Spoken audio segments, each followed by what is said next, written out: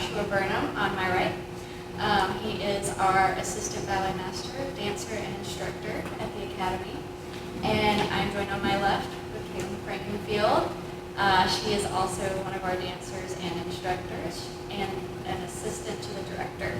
We are excited to present our fall season virtually. We will be presenting our holiday production of the Nutcracker. Streaming will begin on Christmas Eve and continue for 30 days. And the sitting next to me will be dancing Sugar Plum and Cavalier. So first, let's sort of introduce ourselves. So why don't you start, Kaitlin? Okay, so I'm Kaitlin. This is my 7th season at Manassas Ballet Theater. I'm from Easton, Pennsylvania, and I love ballet a lot. Hi, I'm Joshua. This is my 9th season with Manassas Ballet Theater. I'm from California originally, and I've been here for almost 10 years now, so yeah, excited to be here for another Nutcracker. So you guys are not, you're very familiar with these roles, correct? So how many years have you danced the roles of Sugar Plum and Cavalier? So this will be my 9th time performing here as Cavalier, and my 11th overall dancing Cavalier. No, actually no. I was going to say. That's not true. It's 11, 9, 11, 12, 13. This will be my, this will be my 13th year of doing Cavalier. Yes. Very good. This will be my 7th time dancing Sugar Plum with Manassas, and I danced Sugar Plum previously 3 years before that. Yeah. Awesome. And you guys have been able to develop a wonderful partnership, and so this is not the first time you've danced these roles together. So about how long have you danced? This will be 5. This will be the 5th. Yeah, this will be our 5th go time. around of Nutcracker. Yeah, Nutcracker. And so does that sort of help your performance, being able to dance with the same person year after year? Tell us a little bit about how that sort of changes things. Yeah, it's easier because then we can just kind of dust it off and, go back and look at the video and say, oh, let's tweak this or clean that. And usually it's a lot easier to build everything back up together because we're so familiar with each other. Yeah, definitely. I think some of the struggles that other partnered couples are going to have to go through of not only are they trying to learn the choreography to do for the first time and figure out their positive that they're going to do, but they're also trying to figure each other out. If they haven't danced together before, that can take some time. So we skip all of that. So we just kind of, and we've been doing the same version. This will be the 5th year of doing the same version. So we've made little tweaks here and there, but we're not trying to learn a whole positive or do anything like that. So we can really just look at the video and then just kind of, jump right back into it. So I kind of give we have a built-in advantage with that. Right. Which is when you look at a lot of companies, they keep partners together. Right. And so that you can build that rapport. It makes a huge, huge difference. And even when one of us makes a mistake, the other one usually can't anticipate what that mistake is going to be, just because we know what to expect. Yeah, We know the kinds of mistakes that we tend to make. Yeah. I know that You never make any mistakes. I know that on opening night that I need to be on high alert because she'll have a lot of energy and might do things a little bit differently than she will 2 performances later. Whereas if we hadn't danced together for very long, I wouldn't know that, and then I'd be really surprised on an opening night and something might happen that I'm not ready for. But because not only have we done 5 Nutcrackers together, we've also done Romeo and Juliet together, and Sleeping Beauty, and Giselle, and Don Q, and Cinderella. Am I leaving any full lengths out? I think that's it. I think that's it. So we've danced a lot of works together. Yeah. So,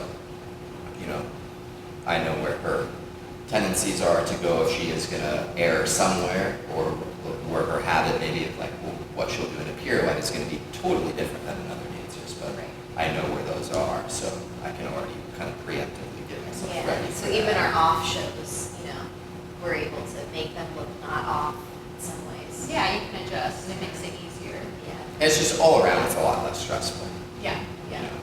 there's just a comfort level that you reach that you don't feel stressed out about how much rehearsal you're going to get because you've already been through all of it. Exactly. And I think also as the years have gone on, we've gotten more and more comfortable and able to just kind of think about our performance quality or what our face is doing. I feel like last year we really got into that more. But actually, a great example from last year is that we both ended up getting like violently ill. And I think the only way we got through that really was the comfort level of what that we know. We've danced together so many times now that it's going to be fine. And I mean, it was opening night. I believe that Kaitlin got just terribly ill, and then the closing show, I was in really, really rough shape. We shot everybody. So being able to bank on the fact that I wasn't going to be surprised by anything, or she wasn't going to be surprised by me doing something crazy, you're able to just kind of focus on staying alive during the show rather than thinking about all these other things as well. That eliminated one kind of big thing to have to worry about. So it's been beneficial. So how do you guys prepare for these roles, whether it's personally or together? What's kind of your mental preparation or physical preparation to get ready for these principal roles? With Nutcracker, I found for me it's so much about stamina. It's such a long part of the ballet that the ground pass really, really long. It's one of the longest ones in the rep. And the sugar plum variation is also one of the longest female versions in classical repertoire. And so it's just you just got to keep going. So I've always found for me to prepare, take baby steps, even though we've done it a million times, to just be careful when we first start and ramp up to it. But just also focusing on port de bras, using our arms and being soft and trying to embody that holiday spirit. I think that's a really important thing for the audience. Yeah, it's like every year you forget how hard Grandpa is. Because it's Nutcracker, so you're just like, oh, we're to Nutcracker now. You can kind of, sort of in a way, at least my brain thinks, you kind of coast a little bit. Not as like you're going to be lazy or anything, but it's like, it's Nutcracker. This will be my it'll be my 13th Cavalier, but it'll be my 27th Nutcracker. So Nutcracker's Nutcracker to a certain degree. So you're kind of like, your age. And then every time you do Grandpa, you're like, oh man, I forgot how hard this is, because it is long. The Adagio is like 7-ish minutes. 6.5, 7 minutes. It's really long. And then you forget, oh man, this part's hard. Cardio-wise, every year it kind of kicks you up. The first couple rounds, you're reminded, oh yeah, this is tough. But as far as preparing for the role, for me, again, there's the comfort level is nice. I have this will be 13 times, so I'm not surprised by anything. I know what to expect, which is nice. It's one of the harder ones for me, actually, too. That you don't, as the male, you don't do anything at all until the variation. Right. So it's kind of like rolling the dice a little bit sometimes. So I think for me, that's a mental fortitude type thing to be able to all right, I'm gonna turn it on because I have one shot. And the men's variation is only I think it's 57 seconds. Yeah. So, and that's it. Go. Whereas at least I think at least from my perspective, I don't know because I've never danced the counterpart to a pas de deux, but at least the woman for the Adagio gets to feel the stage a little bit, and there's usually some pirouettes even though they're partnered, but at least you get the feeling for stuff. Yeah. And so for many times the man, it's like you don't get to do any of that. You have to help with somebody else is doing that, and then it's like go. Yeah. And so that can be a little bit. That can be tough, and that's why ballets like Don Q were fun because you get to be on stage all of Act 1 and you get to do the same thing that the women do. You feel the stage and you find your leg, and then by the time you get to your variation, you feel, okay, I'm ready to go. But Nutcracker's tough because it's just like, hope this goes well. So sort of jumping back into Don Q, how does it feel to prepare for these roles for the stage? as opposed to preparing for Don Q, which we did perform in the studio because of COVID-19, which we're very lucky we were able to do that. But it is kind of a different mindset. Yeah, for me it's been tough. Like sandwiched in there was Frankenstein, and for me that was so much easier. Yeah. You know, so much easier. For me, getting up for the studio filming was tough for Don Q.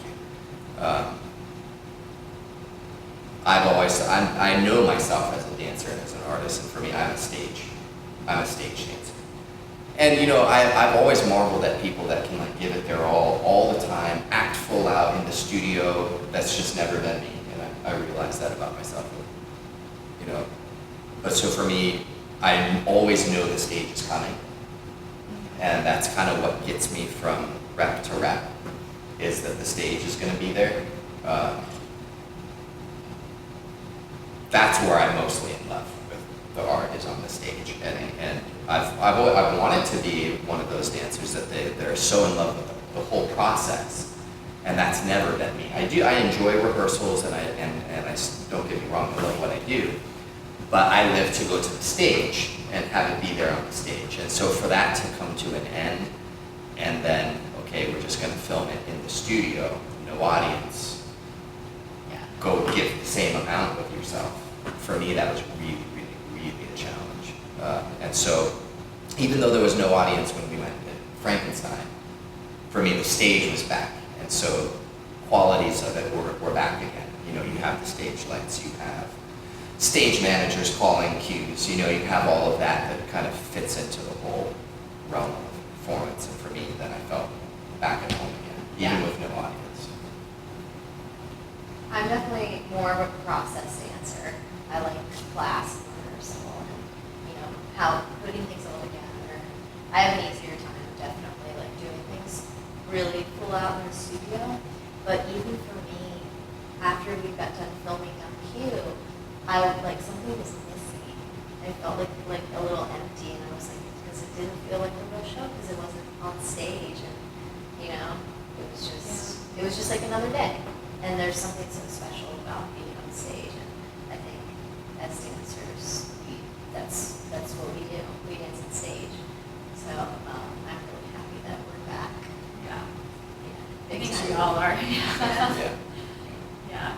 So tell us a little bit about how it's different to perform for the camera instead of a live audience.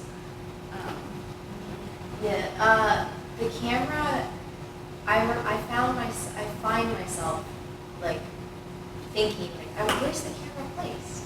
You know, because like when I go on stage, you know, you're trying to connect with the audience, and so you're trying to project up high, down low. You know, make sure you're really taking in the whole audience. And I really started thinking, you know, oh, that camera is right on center. Should I always be like looking up that way in center, or like, you know, it just kind of changes your perspective of your performance and what you should be, you know, how you're going to try to bring the audience in. But the audience is just this thing, you know? Yeah, for me, it's again, all of it's been tough for me. For me, there's been no like positive or upside to it for me. Except there was some Nancy. Well, no, I mean about the, you know, because I think that someday I have some friends that have said that, you know, they're going to perform better not in a theater, because they're not theater dancers or they're not stage. They feel really comfortable in the studio. That's where they feel comfortable. And there's this gap to bridge from going from the studio onto the stage. So in a way, it's almost like they feel more comfortable doing it this way. For me, I know that I'm never going to make the greatest lines in the world. You know, that's not the dancer that I am, but I know that I can excite an audience with energy and stuff, and my performance quality, and that's always been one of my assets. And so that now that it's just like, it's just the camera, you know, and there's no audience, you're not going to excite anybody live, you know, with anything that you do. It's just a camera, and it's, you know, whatever gets filmed is there forever.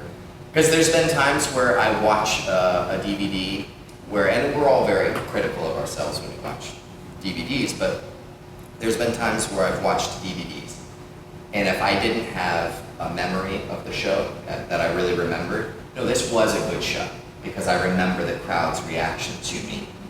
Just watching it, I'm like, oh man. Why'd I do that? What is that? So now with these shows that are going to be out there, that there's no recollection of that. Like, okay, it looks like that, but I remember how that crowd responded to me. It's just what you see. For me, I'm having a hard time, Right. because I don't like to watch DVD of myself anyway. You know, there's only a couple of things on tape that I'm like, when I watch it, I don't feel a little bit uncomfortable. Well, the art form was not meant to be experienced Well, that that's way, very true. you know? Yeah, The that's whole art super form true. is meant to be experienced in that moment. Right. And we're completely turning that on its head. Yeah. So yeah, that's been tough. Yeah. But you know, we're incredibly happy and grateful that we're able to do any be performing in any way Yeah. whatsoever right now. It's 6 months of downtime or 7 months of downtime or whatever it was. That was pretty tough. So being back in the studios is great. Yes. Well, we have 2 casts for Nutcracker. So in addition to Sugar Plum and Cavalier, what are some of the other roles that we can see you in? We're both going to be in the Arabian dance, and that's another one we've done before. We didn't do it last year. Yeah, we took a break last year. We had done it 3 previous years, I think, or something. We did it that many I times. think so. 2 or 3 years. It's I think all we did right it 3 together. years. We've also performed it on some guest things. Yeah, and we've stuff like taken that it. too, so. We did it on the West Coast last year, actually. Yeah. So that's another one. We're just kind of brushing off. Although it's pretty different. Yeah, it's version. it's Vadim choreographed a new version for revamped us. this year. Yeah, so that should be fun. And then I am also a snowflake in the snow scene, and then a flower couple in Waltz of the Flowers, which for me is a new one. Yeah. I have never been in Waltz of the Flowers here at Manassas. Are you excited? I am excited. I like the music a lot. Yes, it's very I think it'll help me too. That's what that Yeah. music, when I hear it, I get immediate stress reaction because Grandpa's right after it. And so that music, even if I hear it at the mall, I start like sweating a little bit. I'm like, oh, I have to dance next. But now that I'm in it, maybe I can get over that and just enjoy it. See, Oh, I'm also a party parent. I've never done that either. Right. And this year I'm not a party. Yeah, we traded. So actually this year all I'm Cavalier and Arabian. All right. That's it. So kind of a light load for me this year. With there not being 10 shows or 12 shows or whatever we've been doing. Yep, Grandpa and Arabian, and I found a way to sneak out of being a party parent. So, but I think the only role that I've never been in, because I've been in Flowers, I've been in Snow Scenes, Snow Positive, I've been Fritz, and I've been a soldier and a rat. I was even like a made-up little jester part the very first time I was ever in Nutcracker with my brother. The only thing I've never been in is Marzipan or Merlotons or reed flutes or whatever you're going to call that. I've never been a part of that. A lot of versions don't use voice in it. Yeah, there's a couple that do though. They I've did it managed at North Carolina. Yeah, They yeah. used voice. I've managed to escape that one, but everything else I've worked my way through the roles. In the I think 26 I've done years. all of them. Even including like Russian, I dressed up as a boy. Wow. And did some man jumps. Nice. Yeah. Thank you for joining us today for our chat with the artists, and a big thank you to Kaitlin and Josh for joining me and answering all of my questions. I hope you enjoyed. You can find more information on our website, www.manassasballet.org. It will also have information about who's dancing in which cast. Cast A will begin streaming on Christmas Eve, December 24th at 7:30 p.m., and it'll be available for 30 days. Cast B will begin streaming on Christmas Day, December 25th at 2 o'clock p.m., and it'll continue streaming for 30 days as well. Give us a call if you have any questions, 703-257-1811, or check us out on Facebook and Instagram, Manassas Ballet Theater. Hope you had a good time. Thanks. See you later.